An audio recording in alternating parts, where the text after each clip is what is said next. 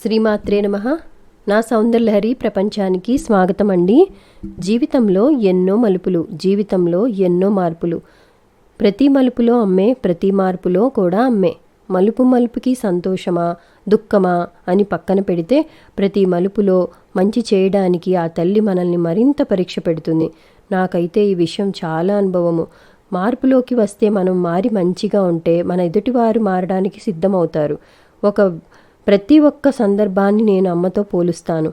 ఎదుటి వాళ్ళని ఎలాంటి వాళ్ళైనా మార్చగలిగే శక్తి అమ్మ భక్తులకే ఉంటుంది.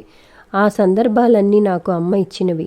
ఆవిడికి మన మీద ఎంత ప్రేమ అంటే, మన జీవితంలో లోటు అనేది ఏదైనా ఉంటే అది తీర్చేయడానికి ఆ తల్లి తపించిపోతుంది. నా విషయంలో నాకు ఏదైతే లేదు అని బాధపడ్డానో అది అమ్మ నాకు శాశ్వతంగా నాకు ఇచ్చేసింది. ఆ తల్లి మహిమ అనాలా లేక మాయ అనాలా అద్భుతం అనాలా తెలియదు. ఒక సమస్య గురించి ఆలోచిస్తూ ఇది ఇంతేనా అనుకుంటే అది అసలు పెద్ద సమస్య కాదే, ఇన్ని రోజులు నువ్వు దీని గురించి ఎందుకు ఆలోచించావు, నేనున్నాగా అని ఆవిడ మళ్ళీ మళ్ళీ తెలియజేస్తూ ప్రతిరోజు గుర్తు చేస్తుంటే అసలు మనసుకి ఎంత సంతోషంగా ఉంటుందో చెప్పలేము. నాకు తెలిసింది ఒక్కటే, ఆవిడని ప్రేమించటం, దగ్గరవ్వడం, నమ్మడం, ఇంకో 10 మందికి ఆవిడ గురించి తెలియచేయడం.